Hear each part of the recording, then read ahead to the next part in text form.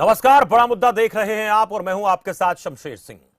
दिल्ली के कंझावला में हुए दर्दनाक हादसे में जैसे जैसे जांच आगे बढ़ रही है वैसे वैसे कुछ नए खुलासे हो रहे हैं। इस पूरे घटनाक्रम से एक बात तो साफ पता चल रही है कि पुलिस की कार्यशैली लगातार सवालों के घेरे में है। खबर फास्ट इस मसले पर चर्चा लगातार कर रहा है। हर कोई यह चाहता है कि अंजलि के परिवार को इंसाफ मिले और उसके गुनहगारों को उचित सजा। बड़ा मुद्दा में नए साल पर दिल्ली के साथ पूरे देश को दर्द देने वाली इस हृदय विदारक घटना पर हम चर्चा करें। उससे पहले एक बार आपको ग्राफिक्स के माध्यम से अब तक का ये पूरा घटनाक्रम क्या है वो बताते हैं। कार सवार 5 युवकों ने अंजलि को टक्कर मारी। सिलसिलेवार तरीके से घटनाक्रम आपको बता रहे हैं। अंजलि कार के नीचे फंसी, 12 किलोमीटर तक उसे घसीटते रहे। हादसे के वक्त अंजलि की दोस्त निधि उसके साथ थी। हादसे के बाद निधि वहां से अपने घर भाग गई। जो अभी तक जानकारी सामने आ रही है उसके हिसाब से 1 जनवरी को पुलिस ने अंजलि की लाश बरामद की। मृतका अंजलि की डेड बॉडी पर कपड़े नहीं थे, ये पुलिस की तरफ से बयान सामने आता है। पुलिस ने 5 आरोपियों को गिरफ्तार भी किया। 2 जनवरी की बात करें तो लड़की को कार से घसीटने के फुटेज भी सामने आए। गृह मंत्री शाह के दिल्ली पुलिस को रिपोर्ट सौंपने के निर्देश भी आए। मामले की जांच दिल्ली पुलिस महिला ऑफिसर शालिनी सिंह को सौंपी गई। कोर्ट ने 5 आरोपियों को 3 दिन की पुलिस कस्टडी में भेजा। अंजलि का पोस्टमार्टम करने के लिए 3 सदस्यीय बोर्ड बना। दिल्ली एलजी के सक्सेना ने पुलिस कमिश्नर से स्टेटस रिपोर्ट मांगी। पुलिस ने कहा एक्सीडेंट हुआ तो परिवार ने इसे मर्डर बताया। 3 जनवरी को अंजलि की दोस्त निधि नामक लड़की की एंट्री होती है, वो सामने आती है। अंजलि और निधि का 31 दिसंबर की रात का एक फुटेज भी सामने आता है। वीडियो में दोनों स्कूटी के पास बात करती दिखाई दे रही हैं। इसके बाद दोनों स्कूटी से घर के लिए निकल जाती हैं। अंजलि निधि के साथ न्यू ईयर पार्टी करने होटल आई थी। होटल मैनेजर लड़कियों की किसी बात पर दोस्तों से लड़ाई हुई। होटल मैनेजर की तरफ से बयान सामने आता है। लड़ाई को देखते हुए होटल स्टाफ ने उन्हें वहां से जाने के लिए कह दिया कि आप यहां से जाइए। अंजलि के दोस्त निधि ने दावा किया कि अंजलि बहुत नशे में थी। ये उसकी तरफ से कहा गया। निधि का कथन कि उसने अंजलि से कहा स्कूटी मुझे चलाने दो। निधि ने कहा लेकिन अंजलि ने मुझे स्कूटी नहीं चलाने दी। कार से टक्कर हुई, उसके बाद मैं एक तरफ गिर गई, ये निधि का बयान। अंजलि कार के नीचे आ गई, गाड़ी के नीचे अटक गई। गाड़ी अंजलि को घसीटते हुए ले गई। मैं डर गई थी,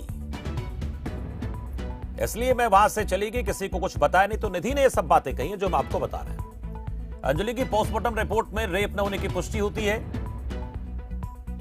रिपोर्ट में अंजलि के शरीर पर 40 जख्मों के निशान मिलते हैं। मंगलवार शाम अंजलि का अंतिम संस्कार कर दिया गया। हादसे को लेकर अंजलि की मां ने निधि पर संदेह जताया। अंजलि की दोस्त बता रही निधि इसमें शामिल हो सकती है। अंजलि की मां की तरफ से यह संदेह जताया गया। उप मुख्यमंत्री मनीष सिसोदिया मृतका की मां से मिलने पहुंचते हैं। मनीष सिसोदिया ने परिवार को 10 लाख रुपए की सहायता देने का ऐलान भी किया। अंजलि की फोरेंसिक रिपोर्ट में कार के अंदर अंजलि के होने का सबूत नहीं मिला कि वो कार में थी, ऐसा नहीं मिला। रिपोर्ट में बताया गया कि अंजलि कार के फ्रंट लेफ्ट टायर में फंसी थी। आरोपी मनोज मित्तल, दीपक खन्ना, अमित खन्ना, कृष्ण और बथुन, ये 5 नाम सामने आए।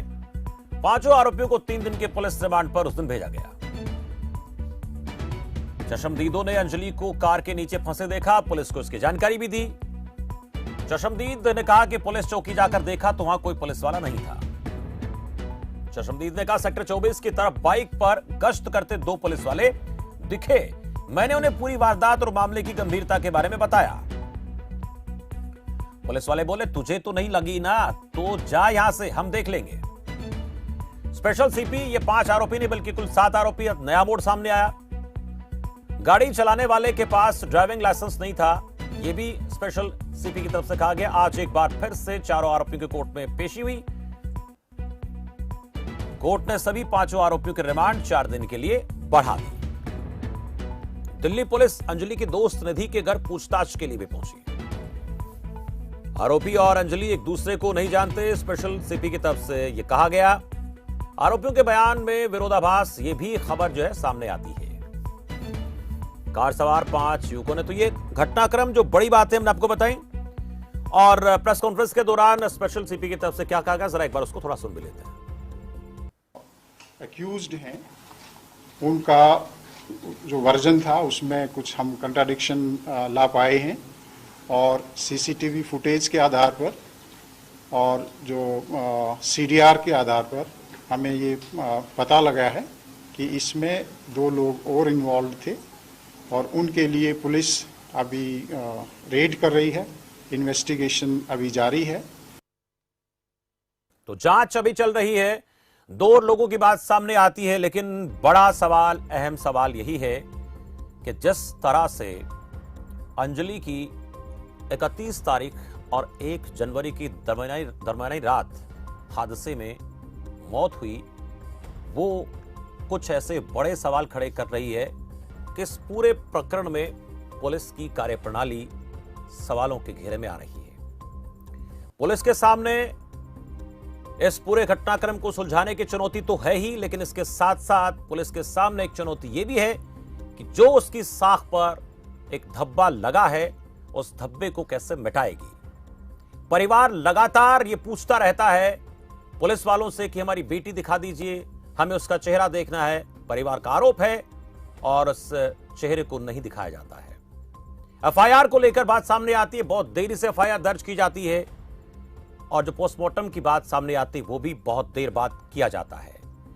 ऐसी बातें पुलिस के काम के ऊपर इसलिए सवाल खड़े करने कि क्या पुलिस किसी दबाव में काम कर रही थी, क्या पुलिस को कहीं से कोई फोन कॉल के जरिए काम को मैनेज करने के लिए किसी की तरफ से कहा जा रहा था, क्या इसमें कुछ ऐसे भी लोग शामिल हैं जो बड़े ओहदेदार हैं। यह चर्चा का विषय होना भी चाहिए, क्योंकि अगर यह घटनाक्रम मीडिया की सुर्खियां नहीं बनता तो शायद परिवार जिस इंसाफ की आज इंतजार कर रहा है, जो बाट देख रहा है, वो उन्हें बहुत देरी से मिलता। लेकिन अभी इसमें शुरुआत है, ये नहीं कह सकते कि परिवार को इंसाफ मिलने वाला है या मिलेगा, लेकिन जरूरत इस बात की कि ऐसे मुद्दों पर चर्चा होनी चाहिए, नहीं तो फिर आने वाले दिनों में इस प्रकार की घटनाएं होती रहेंगी और इसके साथ साथ आरोपी साफ बचकर निकल जाएंगे।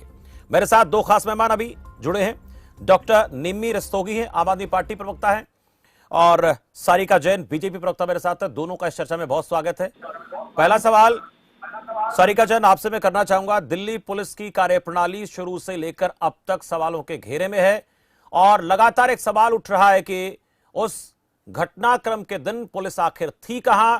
सवाल यह भी उठ रहा है कि पुलिस की तरफ से जो भी एक्शन लिया गया उसमें बहुत देरी की गई, और अब तक यही सवाल बना हुआ है कि जो आरोपी कहें या पुलिस वाले जिनको इस पूरे प्रकरण को लेकर अपनी जिम्मेदारी निभानी चाहिए थी, चश्मदीद लगातार संपर्क करते रहे, फोन कॉल के जरिए पुलिस वालों से बात भी करते हैं, लेकिन उसके बाद पुलिस वाले ये कहते हैं कि तेरा तो कुछ नहीं हुआ ना, तू जा यहां से, हम देख लेंगे। ये बहुत बड़ा चैलेंज पुलिस के सामने है, साख का सवाल है पुलिस का।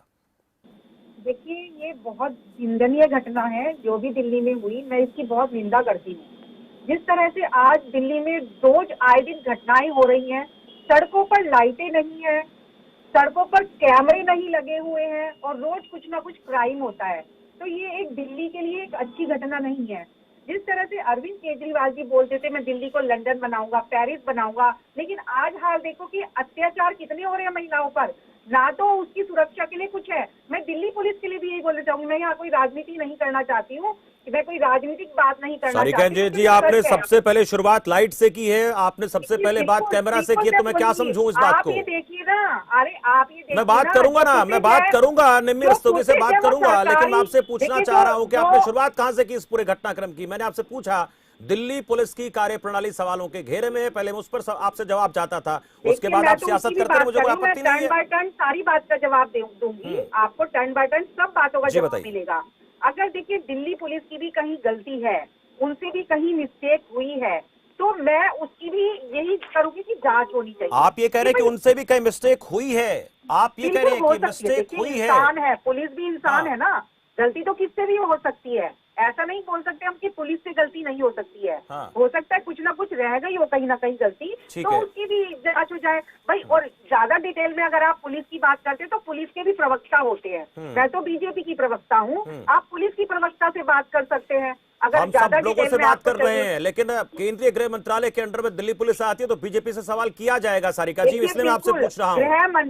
गृह मंत्री अमित शाह जी ने बिल्कुल निर्देश दिए हैं कि तो क्या आप केंद्रीय ये गृह जो मंत्री घटना की है, तरफ से प्रवक्ता के तौर पर नहीं बात कर रही है, बीजेपी के प्रवक्ता के तौर पर बात नहीं कर रही है? मैं बिल्कुल बीजेपी प्रवक्ता के तौर ठीक पर है। बात कर रही हूँ, एक महिला के तौर पर भी बात जी। कर रही हूँ। मैं एक महिला हूँ और एक महिला के दर्द को अच्छी तरह समझती हूँ, मैं उसके लिए भी बात कर रही हूँ।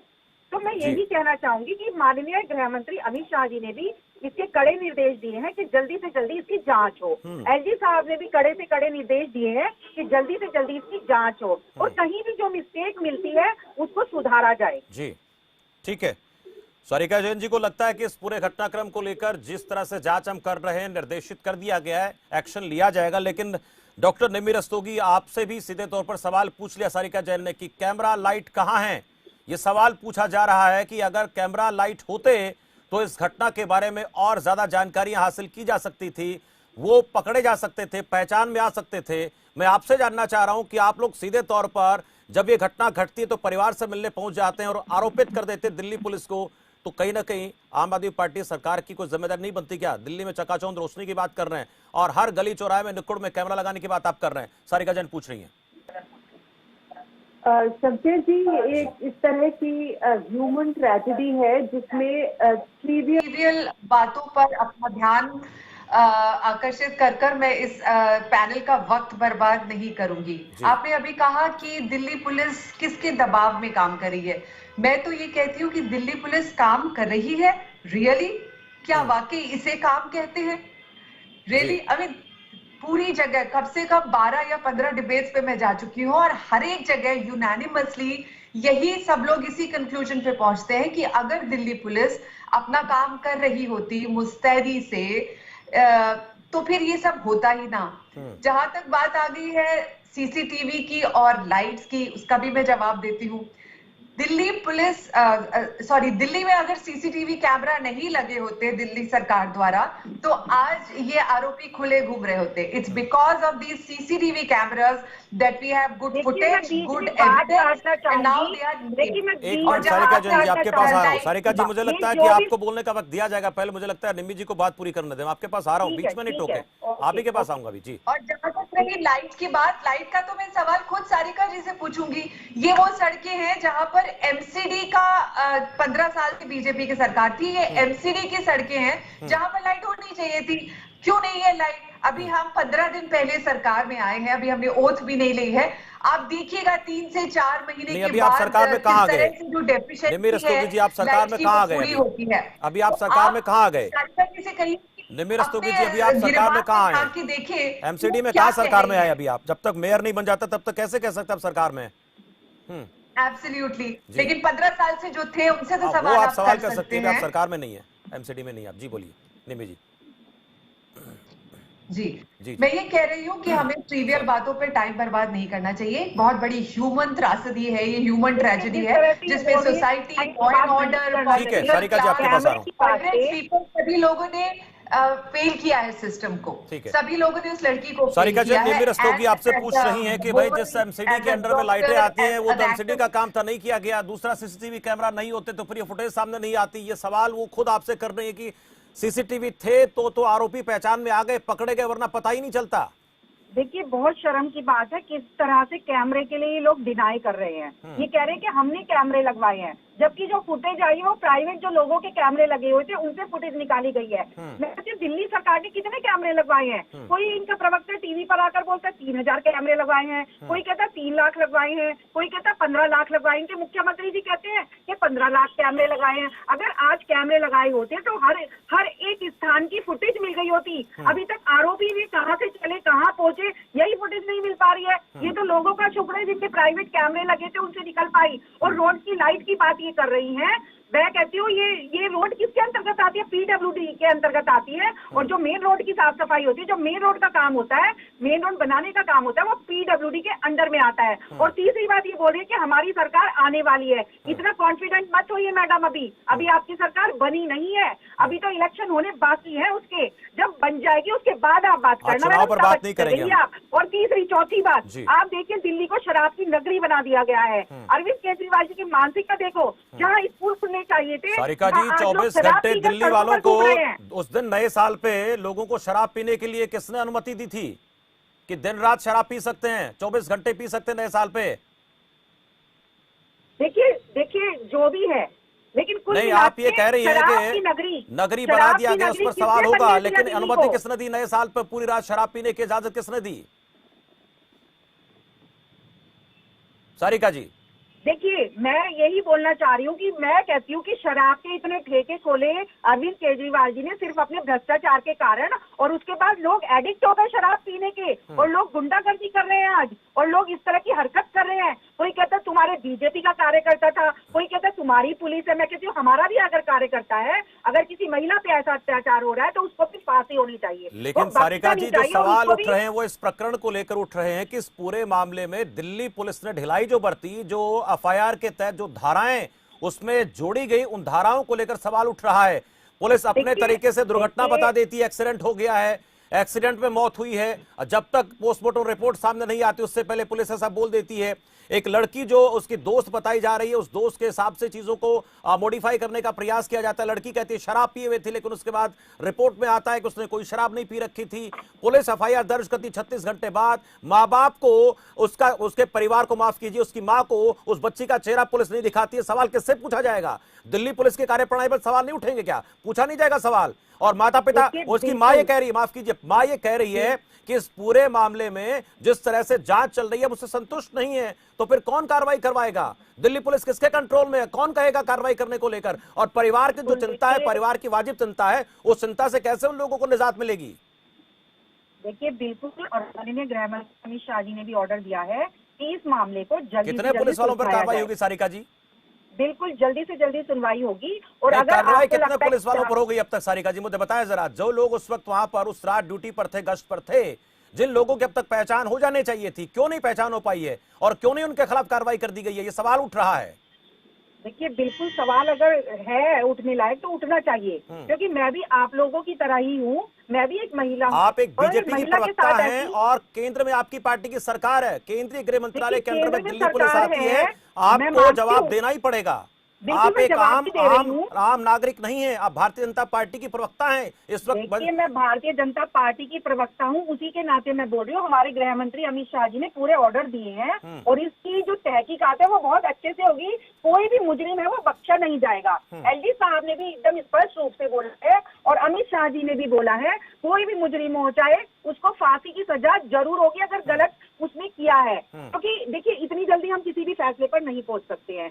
बहुत सारी चीजें होती है। आप कह रहे हो कि ये वाली धारा लग गई, वो वाली धारा लग गई, अभी बहुत सारे पेच हो सकता है उलझे हुए हो। एकदम से हमें ये स्पष्टीकरण देना हमारे लिए ठीक नहीं है। लेकिन सारिका जी, एक सवाल मैं आपसे जानना चाहूंगा, परिवार की पीड़ा को लेकर क्या आपकी पार्टी की तरफ से अब तक किया गया? ये भी एक सवाल उठ रहा है। ये सवाल पूछा जा रहा है कि जो परिवार इस वक्त संकट की घड़ी में है, जिस परिवार में कमाने वाली लड़की आज नहीं रही, उसको लेकर भी कुछ किए जाने की जरूरत नजर आती है। कौन लोग मिलने गए? किनसे मुलाकात हुई है? क्या तैयारी है आप लोगों की?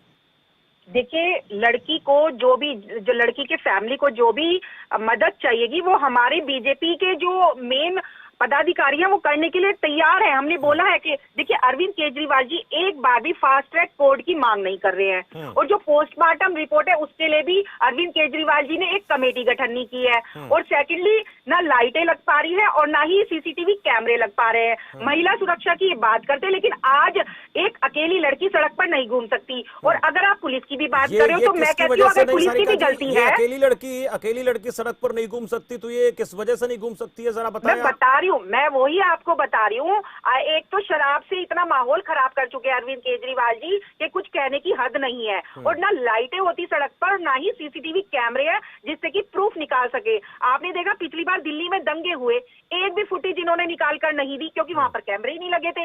आज भी ये लोग फुटेज नहीं निकाल कर दे पा रहे कि भाई लड़के कहाँ से चढ़े, लड़की कहाँ से चढ़ी, क्या मामला हुआ, बीच में कहाँ कहाँ लड़की होते गई, वो कोई फुटेज नहीं निकाल कर दे पा रहे हैं। तो कितनी विडंबना है। लंदन पेरिस बनाने की बात करते हैं दिल्ली को, लेकिन ये तो दिल्ली को दिल्ली भी नहीं बनाने देना चाहते हैं। बहुत बेहतर तरीके से आप लोग अपने आप को डिफेंड कर रहे हो, दूसरे को आरोपित सिद्ध कर रहे हो। निमी रस्तोगी, ठीक है, आम आदमी पार्टी की बात हम करेंगे, आम आदमी पार्टी की सरकार दिल्ली में है, लेकिन कुछ जिम्मेदारियां तो आप लोगों की भी यहाँ बनती है ना। आपकी पार्टी की सरकार है, आप लोग तमाम तरह के ऐसे दावे दिल्ली के जनता को तमाम तरह की सुविधाएं देने की बात कर रहे हैं। ये भी कहते हैं कि भाई इतना ज्यादा कलेक्शन होता है कि दिल्ली सरकार के ऊपर जो एक तरह से कहें कि जो आमदन हो रही दिल्ली सरकार की, जो पहले होता था घाटा ज्यादा होता था, आमदन कम होती, घाटा ज्यादा होता था, आमदन कम होती थी। अब उस प्रकार के बजट का क्या फायदा जब इस प्रकार की चीजें उठकर सामने आती हैं। सुरक्षा व्यवस्था मुहैया कराने के लिए क्या अकेली दिल्ली पुलिस जिम्मेदार है? आप लोगों का भी फर्ज बनता है कैंपेन चलाएं, लोगों को अवेयर करें। और जो शराब को लेकर बार बार सवाल उठ रहा है,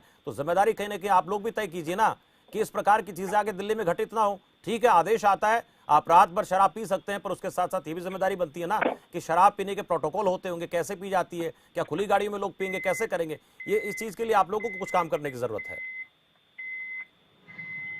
शमशेर जी, मेरे ख्याल से इतने गंभीर मुद्दे पे हमारी ये डिबेट किसी भी दिशा में नहीं जा रही है, क्योंकि जो रेटरिक है, जो डिफेंस पोस्चरिंग है, वो डिबेट आफ्टर डिबेट चलती जा रही है। ये मुद्दा लॉ एंड ऑर्डर एनफोर्समेंट का है। दिल्ली में हमारी सरकार होने के नाते हमारी पूरी जिम्मेदारी है, जो जो हमारे हक की परिधि में आता है हम उसकी जिम्मेदारी लेते हैं। हम सुख और दुख में इन लोगों के साथ खड़े हैं, हर एक तरह की सहायता उनको दी जा चुकी है।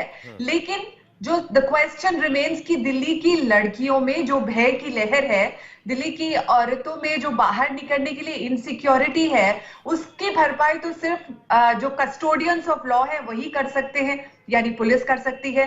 अब हम बात आती है कि पुलिस में क्या इतने लोग हैं जो 2-2.5 करोड़ की दिल्ली को सुरक्षित महसूस करा सके? मैं कहूंगी नहीं है। पुलिस रिफॉर्म्स कौन करेगा? गृह मंत्रालय करेगा। तो शुरुआत क्यों नहीं हुई है? दिल्ली की बढ़ती हुई पॉपुलेशन के हिसाब से वहां की पुलिस की व्यवस्था और ज्यादा इंप्रूव क्यों नहीं हुई है? और इसके अलावा ट्रिवियल बातों को लेके कि आप सीसीटीवी इतने लगाए, 2 लाख लगाए, अरविंद केजरीवाल ने ठेके खुलवा दिए, ये तो ये बात हो गई कि गवर्नमेंट ऑफ इंडिया तंबाकू अलाउ करती है या सिगरेट पीना अलाउ करती है, टोबैको कंपनीज को अपना माल बेचने देती है, तो इसलिए गले का कैंसर हो रहा है, इसके लिए गवर्नमेंट ऑफ इंडिया जिम्मेदार है। ये एक तरह का एक लैटरल कंक्लूजन है। जो रिस्पॉन्सिबल लोग होते हैं वो शराब पीते हैं और अपना बिहेवियर कंट्रोल करते हैं। ये जो बच्चे हैं जिन्होंने शराब पी है या ये जो यंग लोग हैं, इन्होंने इररिस्पॉन्सिबल बिहेवियर दिखाया है, इनको इसकी सजा मिलनी चाहिए और इसका डेटरेंट और बच्चों तक और यंग पॉपुलेशन तक जाना चाहिए कि अगर आप कानून तोड़ेंगे तो आप बचेंगे नहीं। इनको कड़ी से कड़ी सजा मिलनी चाहिए और जल्दी मिलनी चाहिए।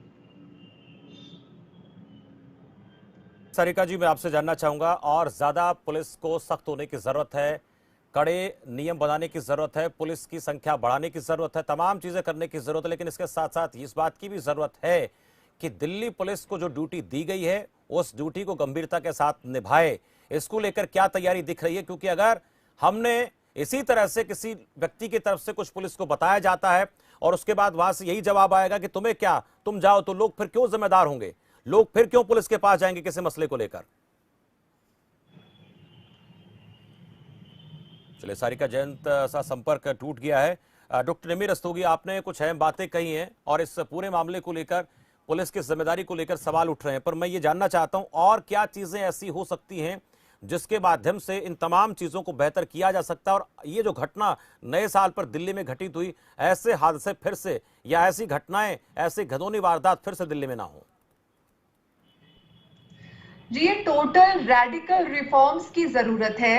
एक सिस्टमैटिक प्रोटोकॉल की जरूरत है कि अगर कहीं कोई हादसा होता है, पहली बात तो इतनी हिम्मत ना हो जो लॉ तोड़ते हैं उनकी इतनी हिम्मत ना हो, इसका एक डेटरेंस होना चाहिए। और दूसरी तरह से पुलिस वालों का जो डिप्लॉयमेंट है वो ज्यादा होना चाहिए। लोग कम है, पुलिस फोर्स कम है, लोग ज्यादा है, और इस तरह के मौकों में ज्यादा जरूरत होती है पुलिस की। तो एक systematic police reform and more deployment of police force in Delhi, जो कि गवर्नमेंट, स्टेट गवर्नमेंट के साथ कोऑर्डिनेशन में काम करे। अगर हमारे साथ पुलिस नहीं भी है तो भी हम हर तरह का कोऑपरेशन और कोऑर्डिनेशन देने के लिए तैयार हैं। हमने एक 20 पॉइंट का सजेशन तैयार किया है जो हम सौंपेंगे और जो हम चाहते हैं। और हम अब से नहीं, कब से दिल्ली कमिश्नर ऑफ विमेन ने एक चार्टर ऑफ डिमांड्स रखा था। अभी तक जो जांच चल रही है इससे आम आदमी पार्टी कितनी संतुष्ट है? फास्ट ट्रैक कोर्ट नहीं बने हैं, विमेन पुलिस स्टेशन,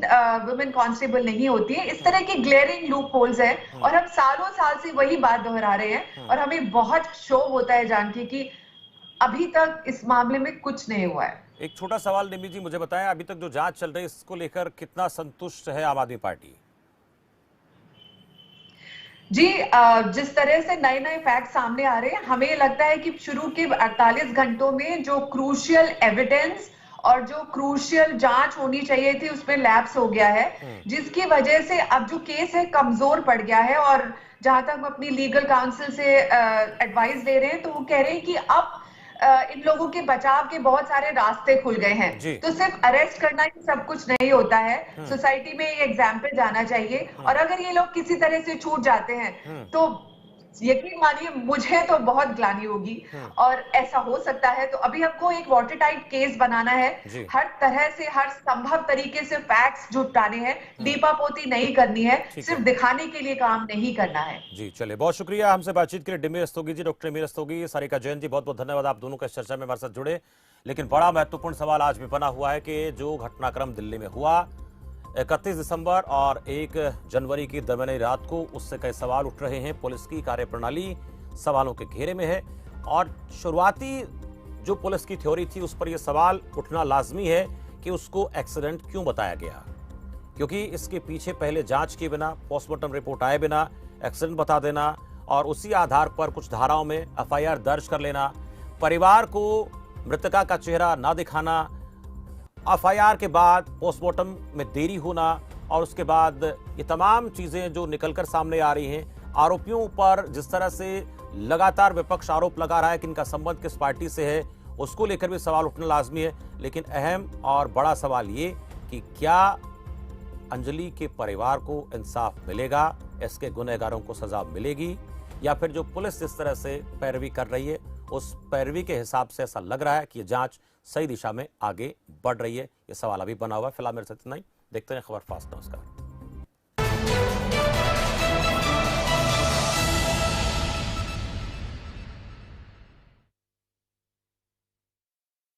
क्या आप दुबले पतले कमजोर हैं, आपकी सेहत नहीं बनती, भूख कम लगती है, वजन नहीं बढ़ता? दरअसल मेन बात खाना पीना खाना नहीं है, मेन बात है खाया पिया लगना। और अगर खाया पिया लगेगा ही नहीं तो आपकी सेहत बनेगी कैसे? इसलिए हमारी संस्था सन्यासी आयुर्वेदा ने एक ऐसी दवा का निर्माण किया है जो कि आपके लिवर सिस्टम को, आपके पाचन तंत्र को दुरुस्त करने का काम करती है, ताकि आप जो भी खाएं उसका पूरे का पूरा निचोड़ आपके शरीर को लगे।